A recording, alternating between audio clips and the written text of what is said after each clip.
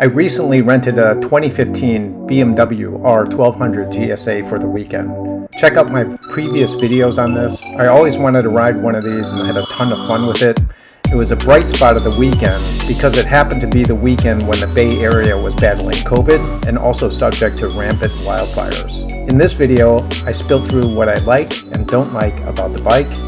But before we get into that, this was my first time I rented a bike. I used ridershare.com. It was a pretty good experience, so if you want to do the same, use my link below and you'll get $25 off your first rental. That said, here are the things I liked and didn't like about the BMW R1200 GS. Number one, the good. Engineering, I mean, the engineering behind this machine is incredible. I just love it when all systems work in harmony together. Let's start with the chassis. I mean, that's a lot of R&D went into that chassis design, geometric shaping and angles, and the weld quality is just pretty awesome. But that chassis holds everything together well. I think the suspension components, I think it's a cantilever system.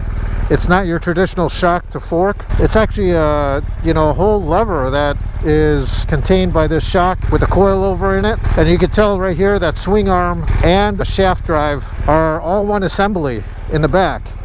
In the front, the cantilever is situated right above the tire here, and the shock with the coilover is very close to the center of gravity. What does that mean? That means well-balanced bike, because when you're braking or accelerating through turns, you don't feel any plowing action or anything dipping. The thing about this bike, it doesn't, when you brake, it doesn't nosedive. It's well balanced all the way through when you're braking or downshifting.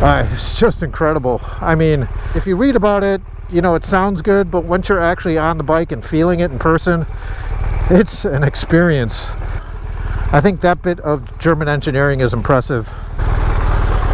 Even more impressive is the electronic package supporting the suspension. So dynamic ESA, and I know there's a bunch of other stuff, but it is definitely processing while you're driving for a well-balanced drive. Also, the electronics govern the ABS. The 2015 here came with Brembo's front and rear. ABS braking on this is just incredible. When I first got on it, I was definitely pretty sharp on the brakes.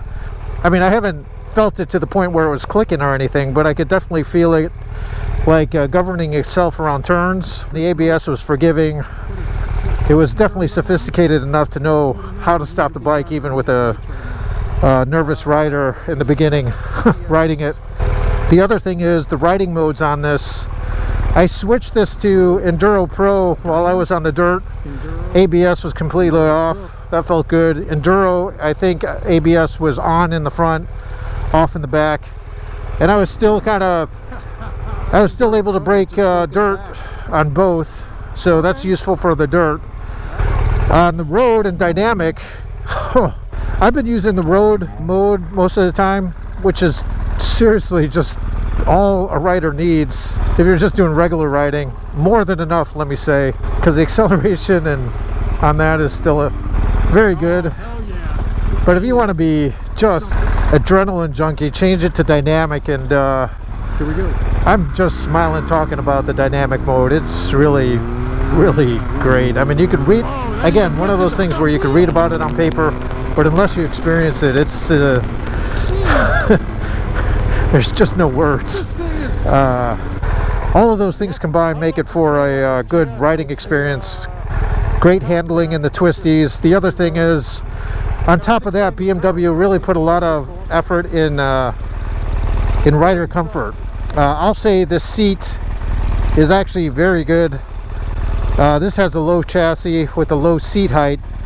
I have the option of bumping the seat up. You just put the key in here and then you switch some levers in there, but I didn't feel the need to. I think the low setting was perfect for me. I'm about 180, 5'9.5" with a 30-inch inseam. I think that's the other thing about the seat and rider comfort. I could see myself being on this 8-10 hours a day just highway miles and be super comfortable on it. The wind management on here is great. The windshield does its job. The GSA with the bigger tank really deflects wind off your body. So when you're on the highway, passing up trucks is not an issue. There's no wind push or anything. Before we get to highway manners, I do want to talk about the Boxster engine. And speaking of engineering sophistication, I know a lot of people have opinions on this Boxster engine where the cylinders are kind of situated.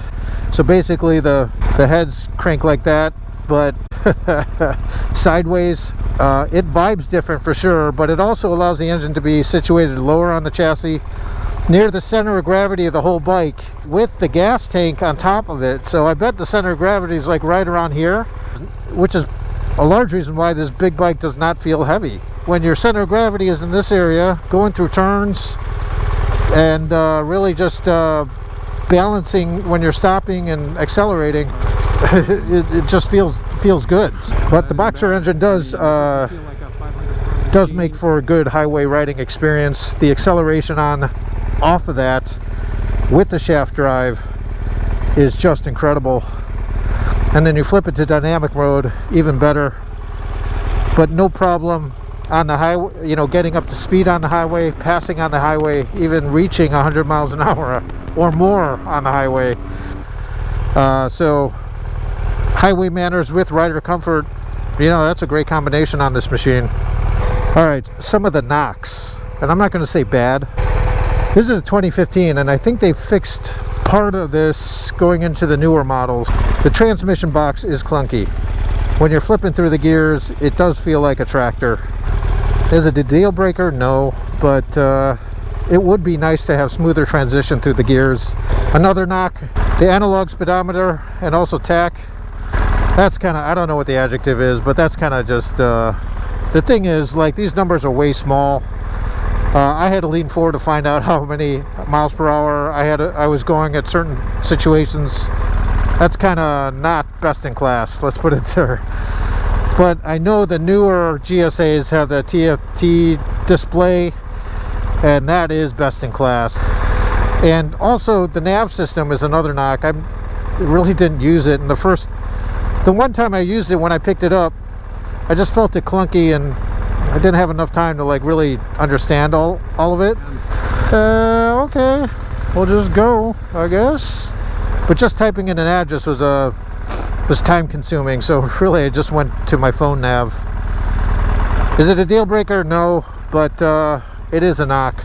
I mean, this is an elephant of a bike, but really the elephant in the room around the GS is, I mean, the price is extraordinary. To get into a 2020 GSA, it's upwards of 25 grand. That's even without the panniers. So a significant investment. The commercial impact is definitely a deal breaker. I think the other thing is, I think this bike is around 500.5 pounds. You know, for a road bike, that's not bad, but when you take it on dirt, you can definitely feel its inertia. In some ways it's good, in some ways it's bad. You feel the weight the most when the trail gets technical. Swats! I did not want to drop this thing. I mean, I could probably pick it up, you know, 2-3 times, but you know, I drop my WR250R a lot, and I get tired after 3-4 times. So that said, I wouldn't be taking this off-road to some heavy single track or anything. Forest roads, you know, fire roads, okay, but nothing technical, nothing super technical. So, but it is a best-in-class road machine, in my opinion. Part of the reason why I wanted to rent this for the weekend is just to really make sure I like it before I decide whether or not I should purchase one. You know, I'm considering to buy it for highway, for road, for two-up with my wife.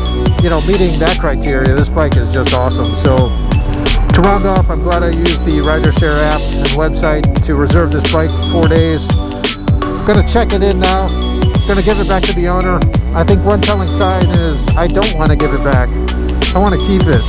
It's so much fun. I wish I was on this all day. I think in my mind that's validating, hey, maybe a GSA purchase in the future. Anyway, stay tuned. Thanks for watching. you like these videos, give me a like,